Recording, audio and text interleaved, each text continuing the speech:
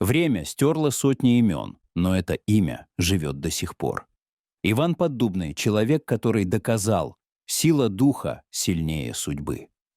Единоборство как спорт порой жестокий, начиналось гладиаторскими боями на аренах римских амфитеатров. Круглые и овальные амфитеатры назывались еще и цирками. Циркус по латыни и есть круг. Кончилась античность, кончились и цирки. Только в начале позапрошлого века итальянец Антонио Франкони построил здание, именуемое амфитеатром, для тех грубых забав, которые раньше показывали в ярмарочных балаганах.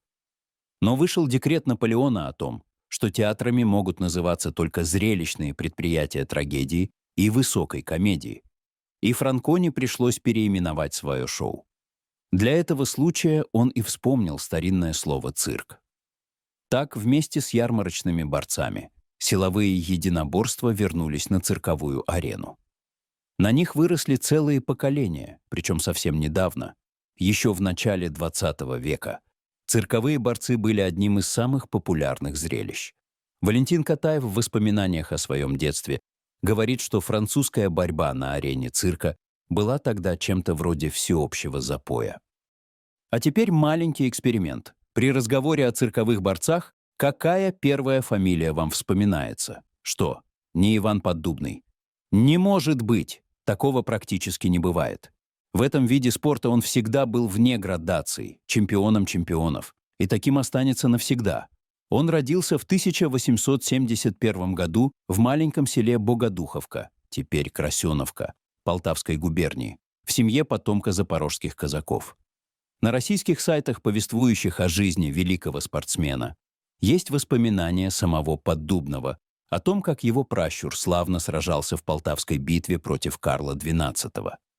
На украинских сайтах рассказ о его предке, воюющем вместе с гетманом Мазепой против Петра I. Вполне возможно, что правы и те, и другие времена были непростые. Его отец, Максим Иванович, был феноменальным силачом. Забросить на воз 5-пудовый мешок для него было, как пушинку поднять. Сам Поддубный вспоминал, что за всю жизнь, кроме отца, не видел человека сильнее, чем он сам. А от матери он унаследовал прекрасный музыкальный слух и с удовольствием пел по праздникам в церковном хоре. Детство и раннюю юность он провел в селе, занимаясь крестьянским трудом. А из деревни его заставила уйти беда всей его жизни — любвеобильное сердце. Он был покорен дочкой сельского богатея, Аленой Витек, мечтал о браке с ней, но разница в благосостоянии их семей начисто это исключала. Единственным зыбким шансом улучшить ситуацию было разбогатеть. И он ушел в город добывать богатство. В городе, как вы понимаете, таких любителей разбогатеть только и ждут. Хорошо еще, что его немеренная сила позволила ему без труда найти в Севастополе и Феодосии работу портового грузчика. Два его соседа по съемному жилью увлекались гиревым спортом, и один из них подарил талантливому самородку книгу атлета Карла Апса с описанием методики тренировок. Поддубный начал серьезно тренироваться. Силовые упражнения, гимнастика, гири. А в 1896 году, впервые, в феодосийском цирке Бескаравайного он появился на борцовском чемпионате. Эти чемпионаты были зрелищем достаточно необычным. Практически все они объявлялись чемпионатами мира. Поди докажи, что нет. Участники были людьми из разных краев, стран, во всяком случае, так они представлялись, и даже принадлежали к разным расам. Время от времени в турнир вступали загадочные черная и красная маски. Они были готовы открыть лицо только после того, как потерпят поражение. Ну и вполне ходовым трюком было приглашение всем желающим побороться с профессионалом. Победитель получает приз. Тут обычно даже обходились без модных в цирке клоунов-подстав. Обученный борец расправлялся с неуклюжими силачами-любителями, как повар с картошкой. Для молодого Поддубного был еще один мощный стимул. Он влюбился в циркачку-венгерку Эмилию, женщину намного старше, чем он, всегда окруженную толпами поклонников. Это был и шанс выделиться перед ней. Результаты были поразительными. Многочисленные чемпионы мира и окрестностей уступили чудовищной силе и немалой сноровке неопытного любителя. Где-то пишут, что он победил всех участников. Где-то, что самому сильному он все-таки уступил. Многие сведения о нем не ясны и противоречивы. Но все сходятся на том, что это выступление было сенсацией. Впечатлены были все, разве что кроме Эмилии, в скорости сбежавшей с богатым поклонником. Поддубный, конечно, огорчился, но зато обрел интересную идею — самому стать цирковым борцом. Он начал работу борца в севастопольском цирке Труцы, причем борьбой не ограничивался, показывал поразительные силовые трюки. Например, брал на плечи телеграфный столб, и на каждую его сторону цеплялись и повисали люди. Обычно человек 10. Потом столб просто ломался. Коллега-циркач из Киева, Аким Никитин, посоветовал ему изменить внешность, чтобы подчеркнуть свое происхождение от запорожских казаков. Он отрастил усы, закрученные кверху, а потом сфотографировался в новом облике, надев черкеску с кинжалом и газырями. Это стало самым популярным его изображением. Его турнирные успехи были поразительными. Победа следовала за победой. А как же с распространенным мнением о том, что эти турниры были скорее шоу? Что побеждал далеко не всегда сильнейший? Что распорядитель турнира сам назначал победителя, чтобы создать интригу для зрителей, и борцам приходилось подчиняться? Да, было и такое, куда деваться. Но безусловной силы не имело, от борца тоже очень многое зависело. Особенно от такого, как Поддубный. На турнире в Новороссийске он боролся с титулованным шведом Андерсоном и швырнул его на ковер меньше, чем через минуту, как ветошь какую-то. Публика заподозрила, что швед нарочно поддался, засвистело, начался скандал. Поддубный предложил повторить их схватку, но швед заявил, что согласится только, если Поддубный поддастся ему и ляжет на лопатки. Жена директора цирка так жалобно объясняла Поддубному, как у них потребуют вернуть деньги за билеты, и труппа разорится, что тот согласился лечь на лопатки. Схватка была короткой. Поддубный поднял шведа на вытянутых руках над головой, как котенка, улегся на лопатки, а шведа положил сверху. Под хохот зрителей швед убежал с арены. Но Поддубный исполнил то, что обещал. Продолжалась его цирковая карьера. Он не только выступал в чемпионатах, но и охотно боролся с желающими из публики. Сохранились бумажные рубли со специальными штампами. Поддубный вручал их тому, кто продержится в схватке с ним на арене 1 минуту. Возникла и новая любовь к цирковой гимнастке Маше Дозмаровой. Все было очень серьезно. Они собирались пожениться. Но во время репетиции Маша, работавшая без страховки, сорвалась с трапеции и погибла. Поддубный заглушал горе работой. Начинался его выход на международную арену. На турнире в Париже с ним случилась история, описанная в свое время еще в советском фильме «Борец и клоун».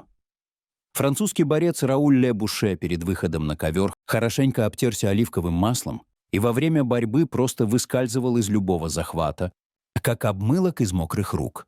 Судьи присудили ему победу с формулировкой «за красивые и умелые уходы от острых приемов». И это настолько потрясло Поддубного, не ожидавшего такой наглости, что тот собирался бросить спорт. Но в итоге он решил, что все равно надо побеждать. Уже на турнире в Петербурге он быстро поставил Ле Буше в коленно-локтевую позу, деликатно называемую французами «а-ля ваш», и продержал под хохот зала более 20 минут, пока судьи не присудили ему победу, чтобы не позорить француза окончательно. Проигрывал ему Ле Буше и на следующих чемпионатах. На одном из них — Поддубный, всегда ведущий борьбу предельно жестко, даже сломал ему челюсть. Есть сведения, что Ле Буше в итоге попытался решить исход их схваток в свою пользу, наняв киллеров. Но те не справились с заданием. Ле Буше отказался платить, и тогда они убили его самого. А кота, которого Поддубный завел к старости, он назвал Раулем. Наверное, держал его в строгости. Больше осечек на чемпионатах мира, проходящих в Париже, не было. Поддубный выигрывал их один за другим. К 1910 году общий вес его наград достиг 2 пудов. Не так легко было их все надеть. И тут он решил закончить карьеру циркача и вернуться домой. Причина была все та же — любвеобильное сердце борца. Он женился на красавице Антонине Квитко-Хоменко, вернулся в родное село, купил там особняк и 3 мельницы. Призовых денег вполне хватало. Но дела у него не пошли. 2 мельницы пришлось продать, чтобы оплатить долги. Еще одну сжег брат после ссоры. Уже через 3 года он вернулся в цирк. И ради заработка, и потому, что там все было ему близко и понятно. В революцию Поддубный не примкнул ни к одной из сторон, просто продолжал заниматься своим делом. Но это стало значительно хлопотней и опасней. В Керчи в него стрелял пьяный офицер. В Житомире адъютант Махно вызвал его на борьбу, пригрозив расстрелять, если он не поддастся. Поддубный так швырнул его на арену, что тот потерял сознание. А сам Махно только рассмеялся, отправил очухавшегося адъютанта чистить нужники, а циркачам даже приказал выдать какую-то награду деньгами. И, что тогда было дороже, едой. В Одессе Поддубного арестовала ЧК, спутав с однофамильцем. Долго держали в подвале по колено в ледяной воде. Хорошо, что многие знали его в лицо. В итоге отпустили. Тогда же от борца еще и сбежала жена, прихватив с собой его многочисленные награды. Любовник эти награды присвоил, а ее бросил. Она писала мужу, умоляла разрешить вернуться, уверяла, что раскаивается. Он даже не стал ей отвечать. На гражданской войне только пули в цене. В 1921 году Поддубный начинает выступать в московском цирке. Медкомиссия признала, что у 50-летнего борца здоровье идеальное, никаких противопоказаний не имеется. Он и выступает, и разъезжает с гастролями.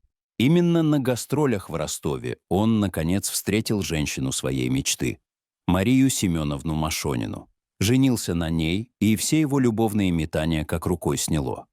Может быть, именно ее он искал всю жизнь, просто не всегда удачно? Человеком великого ума окружающие его не считали. Куприн оставил как-то дневниковую запись. Ужинал с Поддубным. Человек гигантской силы и такой же глупости.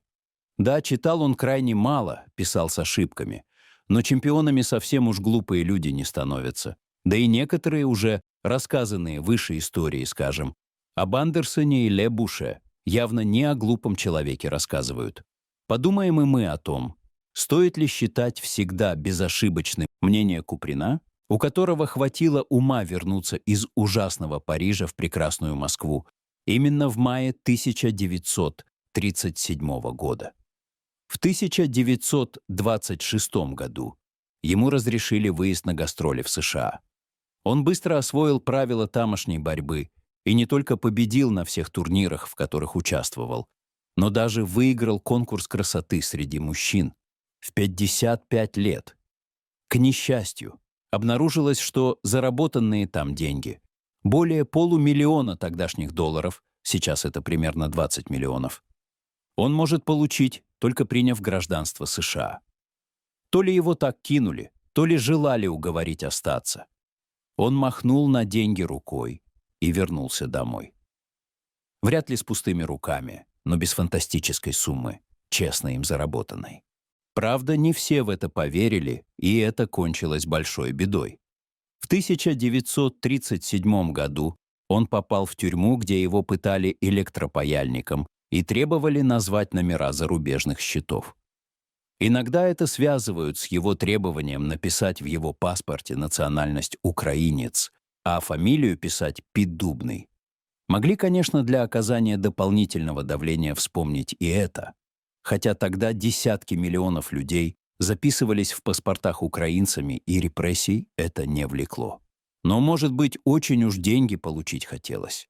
К счастью, в Москве решили, что это будет себе дороже. Его освободили и даже наградили в 1939 году орденом Трудового Красного Знамени и присвоили звание «Заслуженный артист РСФСР». Могло кончиться и гораздо хуже. В войну он не эвакуировался из Ейска, наверное, никто и не предложил. Ходил по его улицам с новым советским орденом на груди, и как-то обходилось. Наверное, кто-то из бывших поклонников великого чемпиона, немало гастролировавшего и по Германии, узнал его и поддержал. Ему разрешили даже открыть бильярдную при военном госпитале, что помогло ему пережить войну и не умереть с голода. Ему предложили поехать в Германию, чтобы готовить там атлетов, но он ответил: «Я русский борец, им и останусь». Самое удивительное в этом эпизоде и не то, что ему такое предложили, и не то, что он так ответил, а то, что это не кончилось новой большой бедой. Повезло ему, и после освобождения Ейска кто-то донес, что немцы угощали его обедом из офицерской столовой. Могли и казнить. После войны такое бывало часто. Но опять самых ретивых тормознули из Москвы. А в 1945 году ему даже присвоили звание «Заслуженный мастер спорта СССР». Однако работы для него не находилось, а звания есть нельзя. Все сходятся на том, что последние годы жизни он бедствовал. Ему даже пришлось продать практически все сохранившиеся награды. Одна красная лента осталась. Его крестник Юрий Коротков отрицает это, говоря, что его жизнь была трудной, но терпимой, что трудной и он не спорит. Он сломал ногу, передвигался некоторое время на костылях. Подобные нагрузки в таком возрасте практически никому не по силам. Даже сам Поддубный выдерживал их недолго. Недоедание тоже, наверное, сыграло свою роль. 8 августа 1949 года он умер от инфаркта. После его смерти нашли черновик его письма к Ворошилову. Он пробует напомнить о своих заслугах и просит прикрепить его к столовой соседнего завода, чтобы хоть раз в день поесть горячего. А без этого письма никто не догадался помочь человеку с такой всемирной славой. На памятник у вдовы денег не было. Его поставили намного позже, помогли американцы. В 1988 году слова «русский богатырь» на памятнике зачеркнули и написали «Хохол-петлюровец». Явно, что писали какие-то отмороженные русские нации. Но как же это сочетается с гордостью за Поддубного, как за русского богатыря? Он, кстати, иногда сам подписывал так свои письма. Не ищите в этом логики, у ненависти логики нет. И в паспорте он сам требовал записать его украинцам, это чистая правда. И немцу ответил: «Я русский борец». Тоже вроде не поспоришь. И родился в украинской Полтавской губернии, и прожил большую часть жизни, а потом скончался в российском Ейске. Что же, на части его рубить? Как хотелось бы, чтобы те, кто старается однозначно привязать Поддубного к одному единственному народу, поговорили об этом с ним самим. Он был человек феноменально сильный и довольно вспыльчивый. А сейчас его помнят в очень многих местах и странах. В Ейске ему установлен памятник, построен его музей, есть парк его имени. Есть памятник и в его родном селе Красеновка, и его музей есть там тоже. И в Красеновке, и в Днепре, и во Львове, и в Киеве есть улицы Ивана Поддубного. А главный памятник ему в языке. И по-украински, и по-русски, можно сказать. Это что за Иван Поддубный? И сразу будет понятно, что речь идет о силачее. История Ивана Поддубного — это часть нашей памяти и гордости. Иван Поддубный — украинский силач, который остался человеком, даже став легендой. Напишите в комментариях, знали ли вы раньше об этом человеке. Поставьте лайк, если вас вдохновила его история, подпишитесь на канал, и вместе мы вернем из забвения имена тех, кто сделал Украину великой.